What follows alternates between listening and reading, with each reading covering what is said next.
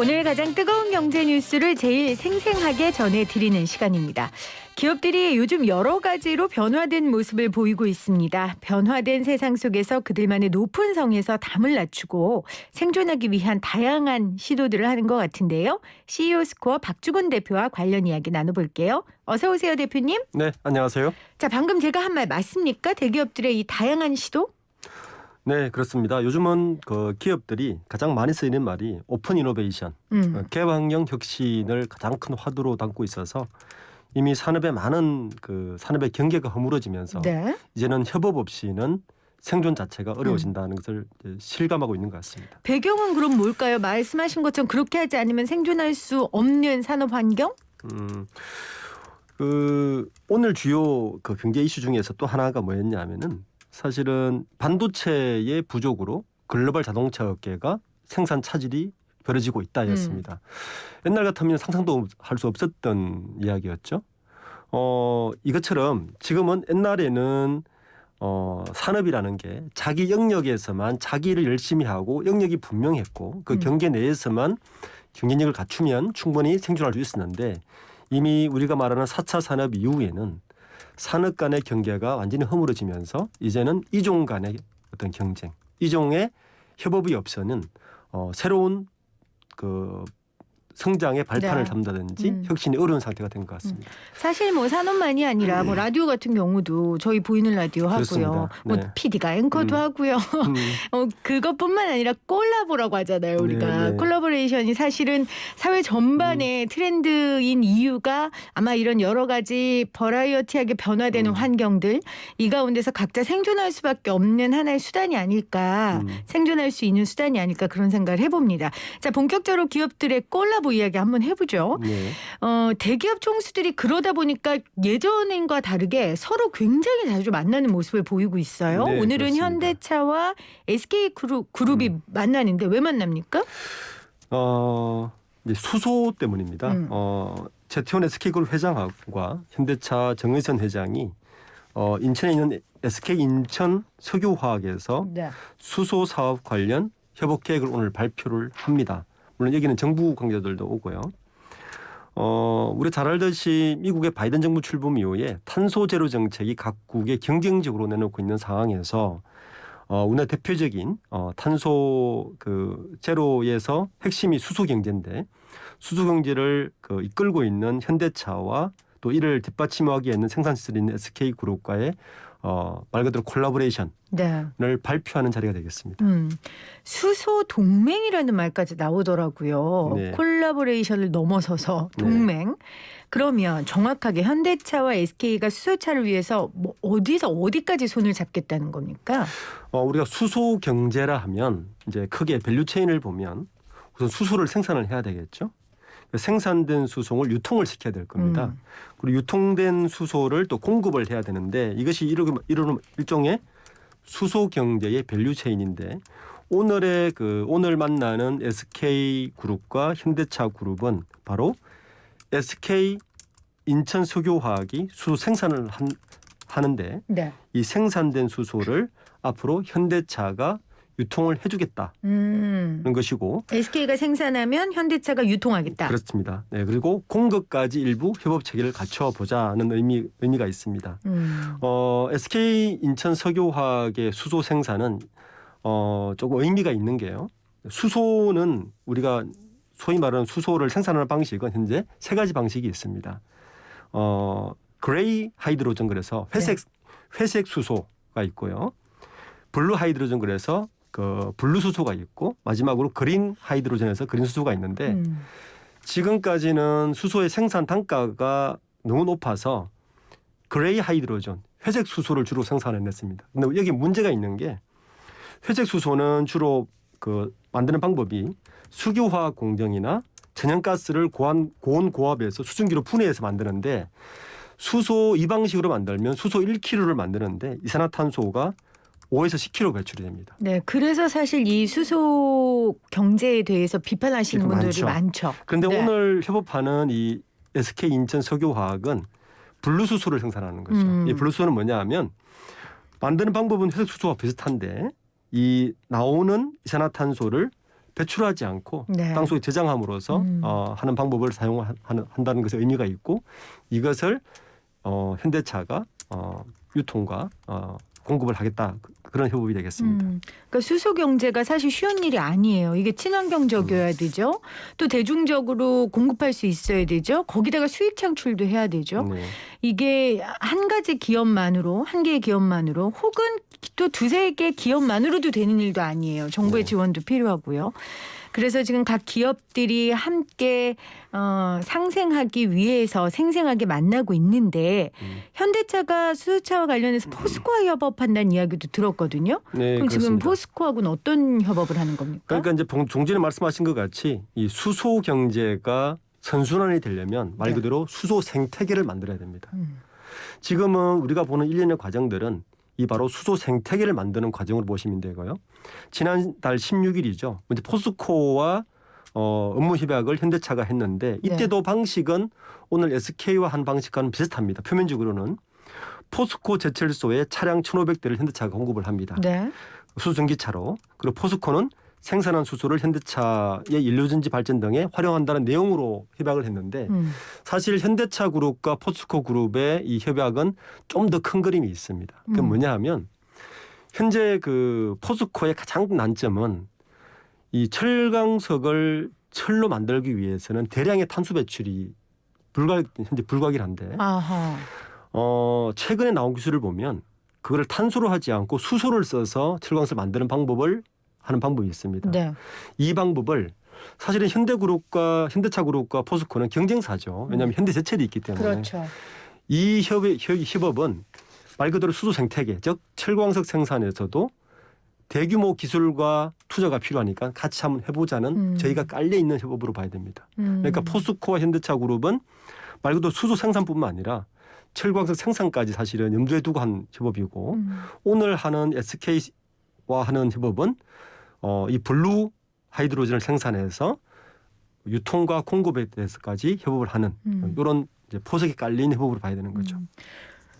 각자 도생해왔고 지금까지는 이제 개인기로 기업들이 막 뛰어왔단 말이에요. 그런데 이제는 산업 규모가 커지고 이렇게 세계 흐름 속에 또 나아가는 산업 분야에 있어서는 각자 도생이 힘드니 네. 함께하는 모습들을 보이고 있는 것 같아요. 수소 경제 이 모델이 잘 돼야겠네요. 그래야 앞으로 좀 새로운 모델들도 나올 테고요. 우리가 수소 모델 이전에 사실은 배터리 협업이 있었죠. 마찬가지로 정의선 부회장이 LG화학과 그리고 그 삼성 그리고 SK를 찾아가서 네. 배터리 협업을 하자고 이미 했던 기억이 있죠. 지금과 같은 상황에서는 이런 협업 없이는 아마 대기업이라도 생존하기가 아까 초두에 말씀하신 것 같이 이제 어려운 상황이 될 겁니다. 자, 수소 이야기를 조금 더 해볼게요. 사실 수소 이야기는 벌써 뭐 문재인 정부 출범하자마자 계속 끊임없이 쏟아졌던 이야기인데 이게 혁신의 아이콘으로는 떴지만 인프로가 부족해서 동력을 얻지 못했단 말이에요. 그러니까 제 친구도 얼마 전에 관련된 차를 좀 수소하고는 좀 다르지만 전기차를 네. 이제 빌렸는데 충전할 수 있는 데가 너무 없어서 다시는 안 하겠다고 하더라고요. 맞습니다. 뭐 수소차는 지금 더한 상황이니까요. 그럼 이번 콜라보로 인해서 좀 이런 부분들은 확실히 좀 해소가 될 것으로 보십니까? 당장은 어려울 것 같습니다. 우리가 수소차 얘기 나온 게 언제냐 하면은 1998년입니다. 그러니까 현대차가 수소차 연구를 시작한 것이 23년 전인 1998년입니다. 네. 그리고 생각해 보면 MB 정부 때 이명박 대통령도 수소차를 탔었고요. 그다음에 박근혜 대통령도 정몽구 회장과 수소차를 탔었고 문재인 대통령도 같이 수소차를 탔습니다. 그러니까 매년 혁신의 아이콘으로는 떠오르지만 실생활은 너무 먼데 그 이유는 아까 이야기했던 대로 생태계가 갖춰있지 않기 때문입니다. 생산 별도, 생산 단가 일단 너무 비싸고요. 지금 킬로그램당 거의 5불 이상 하는데 실제적으로 이게 전기차 정도의 경쟁력을 가지려면 2불 언더로 떨어져야 됩니다. 수경제가.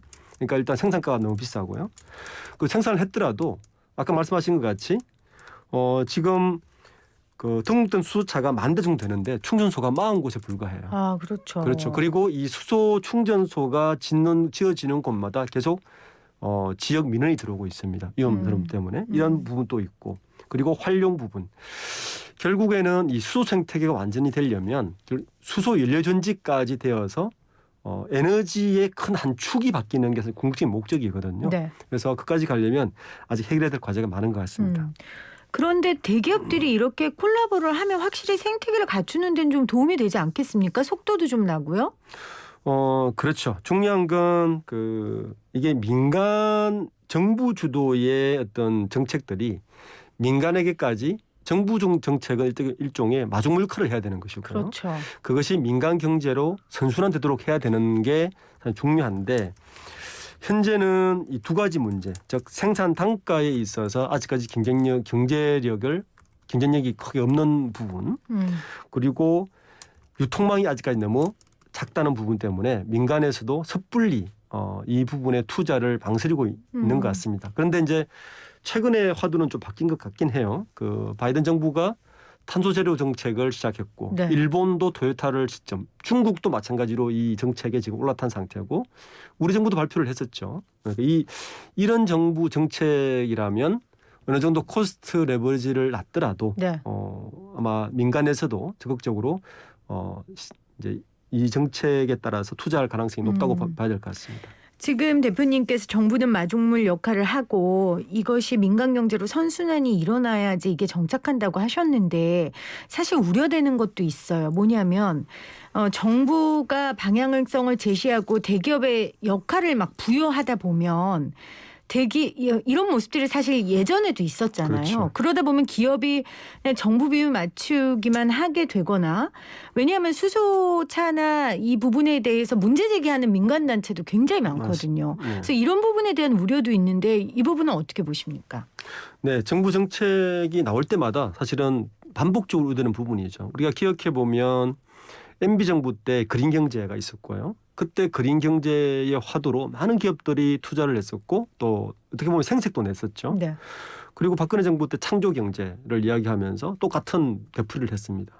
이번 정부에서는 혁신 경제를 이야기하면서 뭐 그린 뉴딜 이야기하지만 비슷한 이제 전체를 밟고 있는 것 같아서 사실은 이러한 전체를 밟지 않기 위해서는 정부 정책 입안 과정에서 굉장히 치밀해야 됩니다. 그러니까 어떤 난관이 있는지 그 난관을 풀기 위해서는 어느 정도의 투자가 필요하고 그 투자에 민간이 어느 정도 들어올 수 있는지 돼 있는데 지금은 아까 이야기한 것대로 매 정부마다 대통령들이 수소차를 타기만 하고 아직까지 활용되지 않는 것은 네. 이런 정책 실효성에 대해서 굉장히 한번 다시 생각해봐야 되는 문제인 것 같습니다. 자, 오늘 YTN 라디오 생생경제 생생 인터뷰는 변화하는 기업의 이야기 좀 나누고 있습니다. 기업과 기업의 콜라보 살펴보고 있는데 구체적으로 현대차와 SK그룹의 콜라보 수소 동맹 이야기를 나눠봤고요. 또 하나 기업의 좀 변화되는 모습을 이야기를 해보자면 오늘 현대차 이야기가 또 뉴스가 나왔어요. 네. 공교롭게도 지금 현대차 얘기만 계속하게 되는데 현대차가 공정위에 대기업 집단 지정 자료를 제출했고 총수를 정의선 회장으로 지정한 걸 요청했다고 하더라고요. 네. 그러니까 원래는 정몽구 명예회장이 총수였는데 이게 의미가 있다면서요. 굉장히 큰 의미가 있습니다. 네. 우리가 삼성의 경우에도 고 이건희 회장이 살아 있을 때 이거는 이제 공정위에서 이재용 부회장을 동의인으로 지정을 해버렸습니다. 동일인. 예, 네. 이거는 이제 우리가 공정거래위원회에서 매년 자산 규모 5조 원 이상 기업은 대기업 집단으로 지정을 하죠. 네. 대기업 집단에 지정을 하면 반드시 동일인을 지정하게 됩니다. 동일인의 의미는 뭐냐면 일단 일감몰아주기 규제의 범위. 그러니까 직계 몇 촌, 외척으로 몇 촌까지는 그 계열사를 신고를 해야 되는 의무가 있고요. 이 동일인을 중심으로 해서 모든 일감 몰아주기, 기업 규제 모든 것들이 이걸 중심으로 하기 때문에 굉장히 큰 의미가 있습니다. 또 하나 의미는 정몽구 회장이 더 이상 경영에 간섭하지 않는다는 의미도 사실 내포하고 있습니다. 정말 정의선 시대가 열린다. 그렇습니다. 그러니까 작년에 회장에 취임했고 올해 동일인 지정을 정의선으로 이제 공정위에서 확정을 한다면 네. 본격적인 3세 경영으로 이제 확정을 한다고 봐야 되는 겁니다. 그러니까 동일인이 중요한 이유는 재벌 개혁 중에 일감 몰아주기 각종 규제의 어떤 기준이 되는 사람을 지정하는 거기 때문에 공정위에서 동일인을 함께 명시하는 거를 요구하는 거고 네. 이 이야기는 기업도 이런 공정위의 요구 그리고 시대의 요구를 부응한다라는 뜻이기도 하겠죠. 더 네, 이상 그렇습니다. 외면할 수 없는 사회적 분위기고요. 네. 반대로 그 네이버 같은 경우는 네. 예전에 3년 전이죠. 이해진 의장이 네이버 측에서 동일인 지정을 거부했습니다. 왜냐하면 네이버 쪽에서는 우리는 일반 대기업하고 지배구조가 다르다. 동일인 지정을 하지 말아 달라고 요청했는데 공정거래에서는 동일인 지정을 했죠. 이것처럼 현재 우리나라의 공정거래법은 모든 법의 기준이 동일인 기준입니다. 그래서 동일인의 그 직계는 물론 반계까지 굉장히 큰 영향을 받기 때문에 동일인 지정은 굉장히 중요합니다. 네. 자, 기업들의 여러 가지 변화를 살펴보고 있는데 또 우리 대표님이 하나 꼽아주신다면 최근에 기업의 이런 모습 참 색다르다 하는 거 있으세요? 저는 그 정용진 부회장이 야구 다니면서 한 거 그거 뭐 우리 같이 하기도 했지만 그것도 굉장히 재밌었고요. 그런 것도 저는 물론 그 부분도 좀 새로웠지만 우리 뭐 최근에 기부도 굉장히 새로웠죠. 그러니까 그렇죠. 배달의 민족이나 그렇습니다. 배달의 민족이나 그 카카오의 기부를 보면 우리가 방금 동일인을 이야기했지만 이제는 재벌이라는 것도 옛날 세대의 올드 재벌과 신흥 뉴 재벌의 문화가 굉장히 차이가 많이 난다는 것도 최근 기업의 큰 변화의 한 축인 것 같습니다. 예, 그런 부분들이 그 기업의 그 생각도 다를 뿐만 아니라 지배 구조도 굉장히 차별화가 많이 됩니다. 옛날 지배 구조. 지금 우리가 이야기하는 현대차 같은 경우도 여전히 순환출자 구조를 가지고 있거든요. 우리가 그렇게 재벌 지배 구조의 악이라고 이야기는 가지고 있는데 지금 새로 생기는 여러 그 대규모 집단 기업들, 뭐 네이버라든지 카카오라든지 이런 기업들을 보면 지배 구조도 굉장히 심플하고 우리가 생각하는 상법의 여러 가지 규정을 좀 더 앞서서 지배 구조가 나가고 있거든요. 네. 이런 부분들도 요즘 기업들을 바라보는 또 새로운 하나의 시선인 것 같습니다. 또 3세, 4세 경영이 본격화되고 있는 상황에서 앞으로도 변화되는 기업의 모습을 볼 수 있을 것 같아요. 자주. 네, 그렇습니다. 부디 시대 정신과 상황에 맞는 그런 변화된 모습이었으면 좋겠습니다. 또 대표님 하실 말씀. 현대차가 이제 마지막 남은 숙제가 사실 있죠. 그러니까 정의선 회장이 이제 동일인 지정을 했지만 우리가 3년 전에 보면 현대차가 지배구조 개편을 하려다가 발목을 잡힌 적이 있습니다. 역시 엘리엇에다가 아마 이번에 또 주시해 봐야 될 것은 현대차 그룹이 이제 동일인까지 지정되었다면 지배구조 개편을 올해 어떻게 할지도 굉장히 큰 관심 사항으로 떠오를 것 같습니다. 알겠습니다. 계속해서 지켜보도록 하겠습니다. 지금까지 CEO 스코어 박주근 대표였습니다. 고맙습니다. 네, 감사합니다.